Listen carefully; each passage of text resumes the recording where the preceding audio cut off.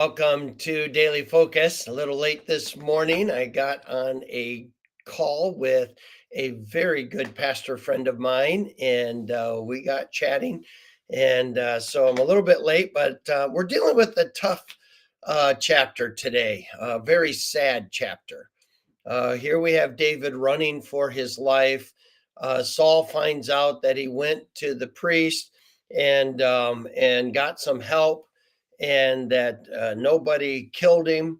To help Saul, nobody seems to be taking up his offense. Nobody's taking up his cause. Nobody is uniting with him the way that self pity, victim mindset people think everyone should rally around them.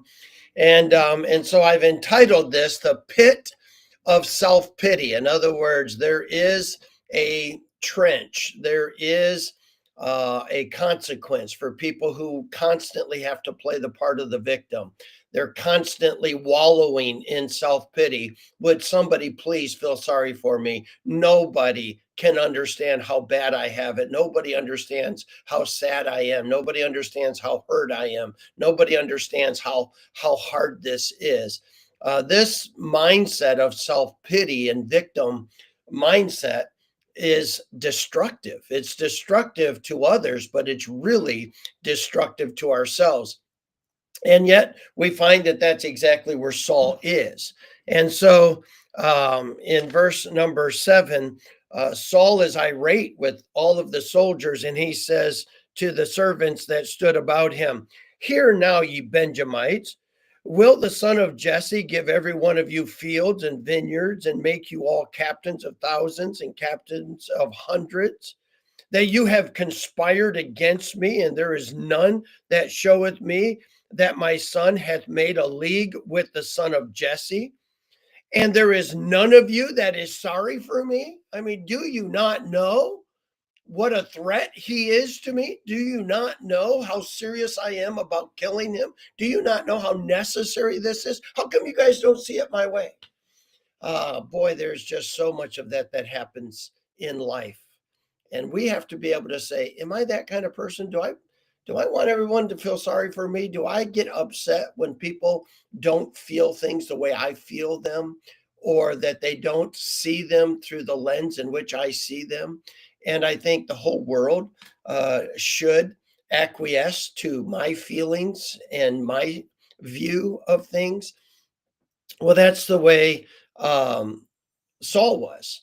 But remember, I told you about Doeg, the opportunist. And so in verse number 9, then answered Doeg the Edomite, which was set over the servants of Saul, and said, I saw the son of Jesse coming, and he went down to the temple.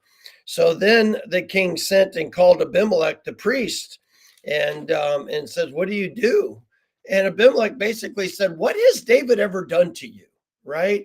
And he's answering that question.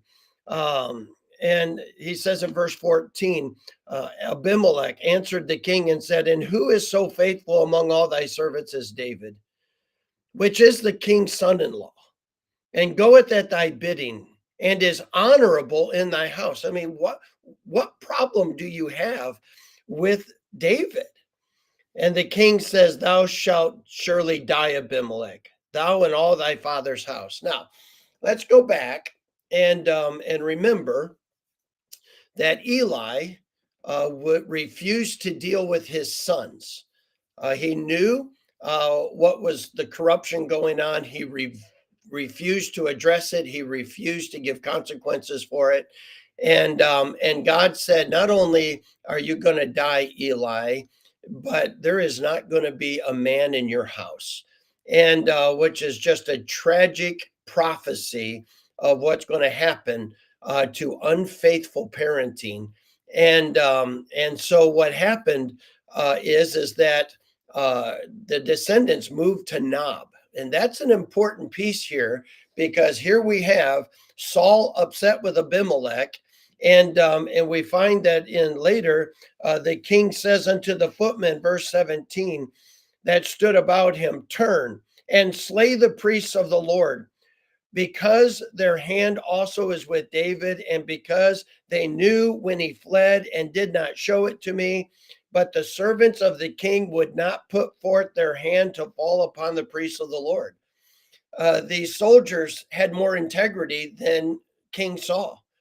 They had more respect for God and the priests than Saul. But remember the opportunists. And the king said to Doeg, "Turn thou and fall upon the priest."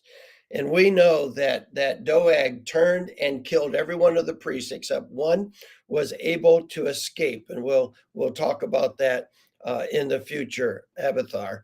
And what we're going to see is that all of these priests, the descendants of Eli, Hophni, and Phinehas, gathered in Nob, have been destroyed because of the pit of self pity that Saul was in, saying, "Somebody please see David the way I see him.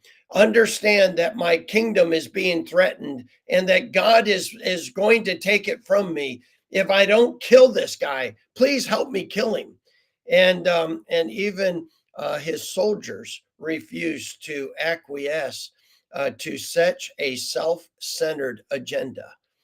And boy, every one of us, I think, needs to take a deep breath and ask ourselves, when we're discouraged, when we're uh, depressed, when we're sad about life, is it because we have a victim mindset?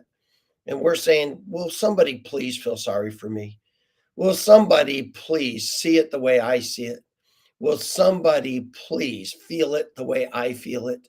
And instead of doing that, maybe we should get our eyes off of ourselves and say, how does God see this? And how will this make God feel? And make sure that we're Christ centered in our decisions rather than self centered. I hope you have a great day. I look forward to seeing you again tomorrow.